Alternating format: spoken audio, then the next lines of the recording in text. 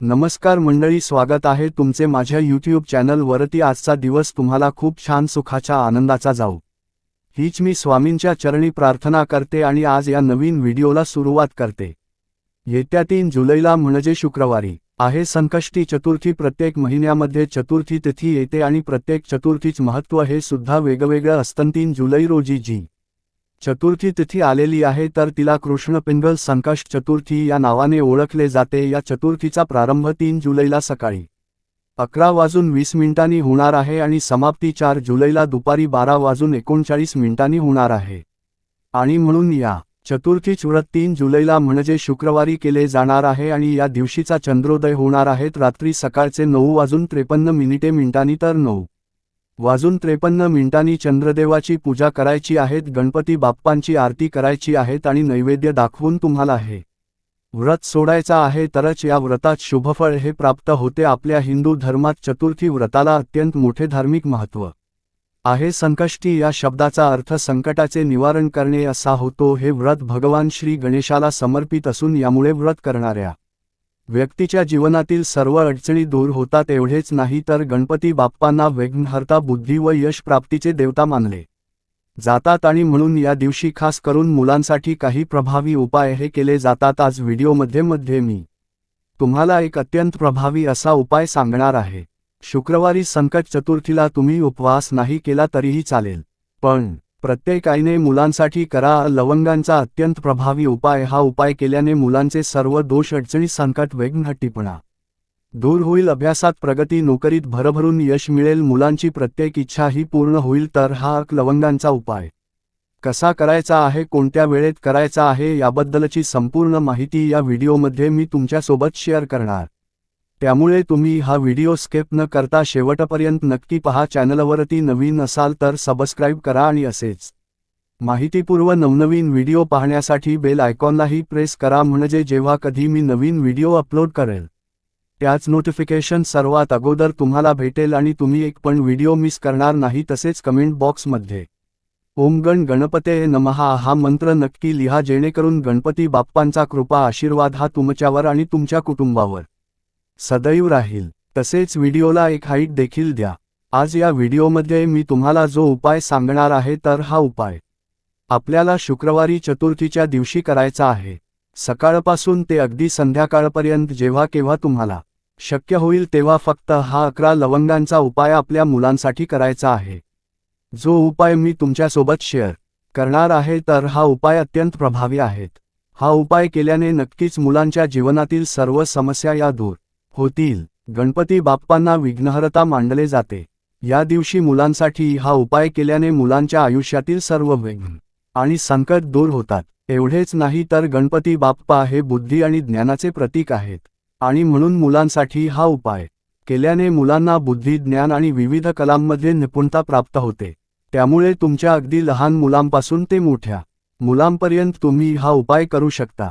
मुलं आणि मुली या दोघांसाठी हा उपाय तुम्हाला करता येणार आहे। चतुर्थीचा दिवस मंगलमूर्ती गणरायाचा आहे। तो भक्तांच्या इच्छा पूर्ण करून त्यांना सद्बुद्धी देतो। अडचणी दूर करणारा बुद्धीची देवता आणि विघ्नहर्ता म्हणून आपण भगवान श्री गणेशाची आराधना या दिवशी करत असतो। गणेश पुराणात आणि शास्त्रामध्ये या दिवशी करण्यासाठी काही खास उपाय सांगितले जातात आणि तोच उपाय आज मी तुमच्यासोबत शेअर करणार आहे। बऱ्याच वेळा मुलांना कठोर परिश्रम करूनही कामात यश मिळत नाही, म्हणजेच भरपूर शिकलेली मुलं मुली असतात पण त्यांना मनासारखी नोकरी मिळत नाही किंवा कोणतीही गोष्ट ही त्यांच्या मनासारखी घडत नाही। प्रयत्न करूनही त्यांच्या प्रगतीमध्ये सतत काही ना काही विघ्न येत असतात, संकट, अडचणी येत असतात आणि म्हणून मुलांची उत्तम प्रगती व्हावी, त्यांना प्रत्येक क्षेत्रामध्ये यश मिळावं यासाठी प्रत्येक आईने आपल्या मुलांसाठी हा उपाय करायचा आहे। तसेच तुमची मुलं शिक्षण घेत असेल आणि त्यांना शिक्षणामध्ये यश मिळत नसेल, मुलं जो काही अभ्यास करत आहे, जे काही वाचत आहे तर ते त्यांच्या लक्षात राहत नसेल किंवा एखादी परीक्षा असेल आणि जेव्हा मुलं अभ्यास करून परीक्षेला जातात पण तिथे गेल्यावर त्यांना काहीच आठवत नसेल आणि यामुळे मुलांची अभ्यासामध्ये प्रगती होत नसेल किंवा मुलांच्या लक्षात राहत नसेल, जो काही अभ्यास करतात ते त्यांच्या लक्षात राहत नसेल, तर यासारखी समस्या सुद्धा या उपायाने नक्कीच दूर ते। तसेच हा उपाय केल्याने मुलांचा हट्टीपणा, तापटपणा, चिडचिडेपणा हा सुद्धा कमी होतो. मुलांच्या कुंडलीतील सर्व दोष, संकट, विघ्न, अडचणी हे सुद्धा दूर होतात आणि म्हणून हा उपाय जो आहे तर तो आपल्याला करायचा आहे. उपाय करण्यासाठी तुम्हाला शुक्रवारी सकाळी लवकर उठायचं आहे, स्वच्छ स्नान करायचा आहे आणि यानंतर सर्वप्रथम आपल्या देवघरामध्ये असणाऱ्या गणपती बाप्पांच्या मूर्तीवरती शुद्ध पाण्याने अभिषेक करायचा आहे. अभिषेक करत असताना गणपती अथर्व शीर्षमच पठण करायचा आहे आणि जे अभिषेक केलेले पाणी म्हणजे जे तीर्थ असणार आहे तर ते मुलांना पाजायचं आहे आणि बाकीच तीर्थ हे पिण्याच्या माठामध्ये टाकायचं आहे. यानंतर गणपती बाप्पांना छान हळद, कुंकू, अक्षदा, फुले, जास्वंदाची फुलं असेल तर अतिशय उत्तम, गूळ खोबऱ्याचा नैवेद्य दाखवायचा आहे. दुर्वा अर्पण करून धूप-दीप अगरबत्ती लावून आपल्या घरातील वातावरण हे प्रसन्न करायचं आहे आणि यानंतर तुम्हाला हा उपाय करायचा आहे. उपाय तुम्ही सकाळी, दुपारी, संध्याकाळी कधीही करू शकता. फक्त उपाय करण्याच्या अगोदर तुम्हाला देवघरामध्ये म्हणजेच गणपती बाप्पांसमोर एक दिवा प्रज्वलित करायचा आणि त्यानंतरच उपाय करायचा.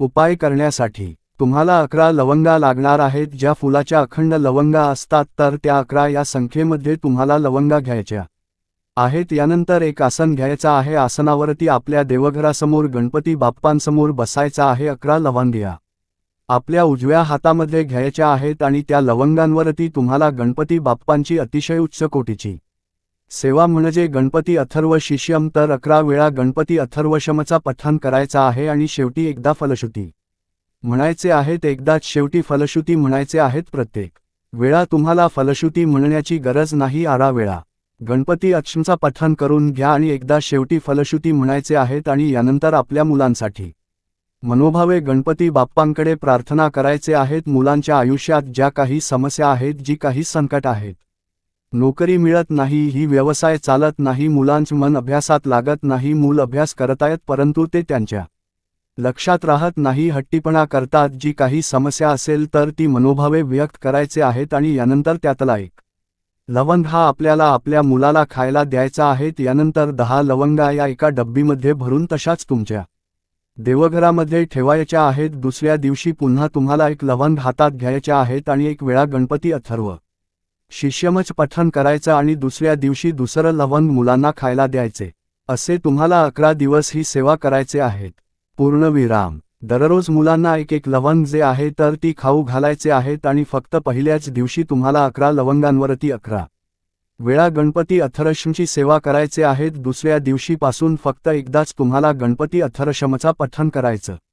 एकदा फलश्रुती म्हणायची आणि त्यानंतर दुसरा लवंग खायला द्यायचा. तिसऱ्या दिवशी सुद्धा सेम तुम्हाला अशी सेवा करायचे आहेत आणि तिसरा लवंग खाऊ घालायचा आहेत. 11 दिवस तुम्हाला मुलांना आहे 11 लवंग आहे तर ते खाऊ घालायचे आहेत आणि तुम्ही स्वतः दिवसामध्ये तुमच्या मुलांमध्ये सकारात्मक बदल बघू शकतात. मुलांच्या आयुष्यात ज्या काही समस्या होत्या ना त्या कुठेतरी तुम्हाला नक्कीच कमी झालेल्या जाणवतील. आता तुमच्या घरामध्ये 2 मुलं असेल तर 2 मुलांसाठी 111 वेगवेगळ्या लवंगा घ्यायच्या आहेत आणि पहिल्या दिवशी सेवा करताना पहिल्या 11 लवंगा हातात घेऊन पहिली 11 वेळा सेवा करा. यानंतर त्या लवंगा साईडला ठेवून पुन्हा दुसऱ्या मुलाच्या 11 लवंगा हातात घ्यायच्या. पुन्हा 11 वेळा गणपती अथर्वशमत पठण करायचं. शेवटी एकदा फलश्रुती म्हणायची आणि त्यातील एक लवंग दुसऱ्या मुलाला खायला द्यायचा आणि बाकीचा लवंगा दुसऱ्या डब्यामध्ये ठेवून द्यायच्या आहेत. तर अशा पद्धतीने तुम्ही मुलांसाठी हा उपाय करू शकता. मुलं आणि मुली